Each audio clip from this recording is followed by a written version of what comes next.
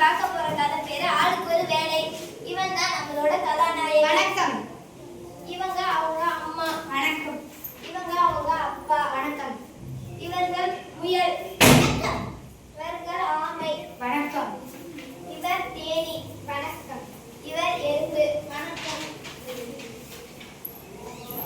பெரியோர்களே, தாய்மார்களே, குழந்தைகளே, நாம இன்னைக்கு பார்க்க போற கதை பேரு ஆளுக்கு ஒரு வேலை. பொம்மலாட்டமா நம்ம இன்னைக்கு பார்க்க போறோம். இந்த பையன் தான் நம்மளோட கதாநாயகன். இவனுக்கு படிக்கவே பிடிக்காது. சும்மா வீட்ல இருந்து ஊரை சுத்திக்கிட்டு வருவான். இவனுக்கு அவங்க அம்மா அப்பா எவ்வளவோ சொல்லியே இவன் கேட்கல. புண்ணுக்கு மருந்து போட முடியும், பிடிவாதத்துக்கு மருந்து போட முடியுமா அப்படின்ற மாதிரி தான் இவனோட பிடிவாதத்தை யாராலும் மாத்த முடியல. ஒரு நாள் அப்பா இவனை கூப்பிடுறாரு. டேய் வாப்பா. என்னப்பா? அண்ணா உடஞ்சு போன வெள்ளம் அழுதாரு வராது.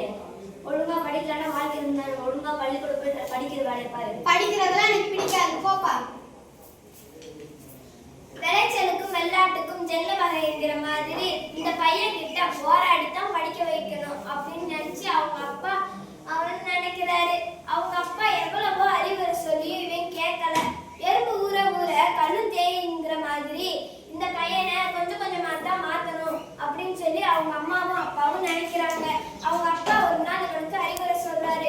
ஆனா இந்த பையன் கேட்கல. போப்பா, பள்ளிக்கூடம் போறதுலாம் எனக்கு ஒத்து வராது.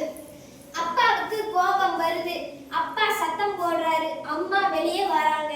ராசா உழைக்கிற மாதிரி தான் ஊருக்குள்ள வெளியே போக. நீ படிக்கலன்னா யாரும் உன்னை ஊர்ல மதிக்க மாட்டாங்க. அதெல்லாம் நீ பள்ளிக்கூடம் போய் நல்லா படிச்சுக்கோ. சரிம்மா, நான் ஸ்கூல் போறேன்.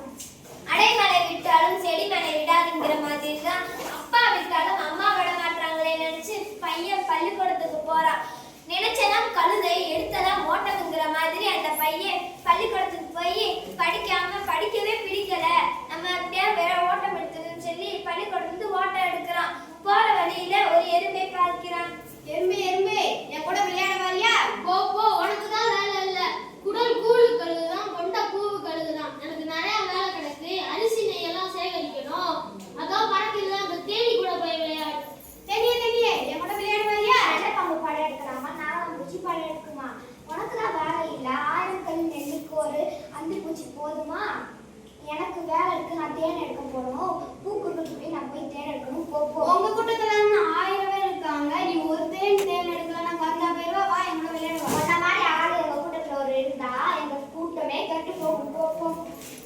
தேனியும் போயிடுது. பையன் கொஞ்ச தூரம் நடக்கிறான். நடக்கும் வரையில் ஒரு ஆமையை பார்க்கிறான். ஆமியே, என் கூட விளையாட வரியா? என்னை விட வேகமா ஓடுகிற முயலோடு நான் போட்டி வச்சிருக்கிறேன். நான் கொஞ்சம் நேரம் கூட வீணாக்க முன் நடந்தே ஆகணும். போ போ.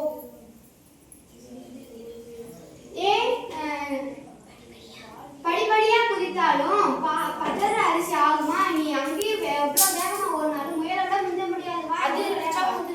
அதிரடிச்சா உதிர விளையும். அது மாதிரி முயற்சி செஞ்சா எல்லாம் நீ வேணும்னா அதை அங்கே படுத்திருக்கிற முயலோடு போய் விளையாடு. பையன் கொஞ்ச தூரத்துல படுத்திருக்க முயல் கிட்ட போய் கேக்குறான். முயல என்ன கவலையே இல்லாம படுத்திருக்கவா? என் கூட விளையாடவா? அகலில் விழுந்த முதலைக்கு அதுவே சொர்க்கம்னு சொல்லுற மாதிரி நிலையில் படுத்து தூங்கினதுனால போன தடவை ஆமையிடம் தோத்து போயிட்டேன். ஆனா இந்த தடவை எப்படியாவது முந்தியாகணும். அதுக்கு நான் வேகமா ஓடணும். நீ வேணும்னா அங்க இருக்கிற குட்டிச்சுவர் கூட போய் விளையாடு. போ.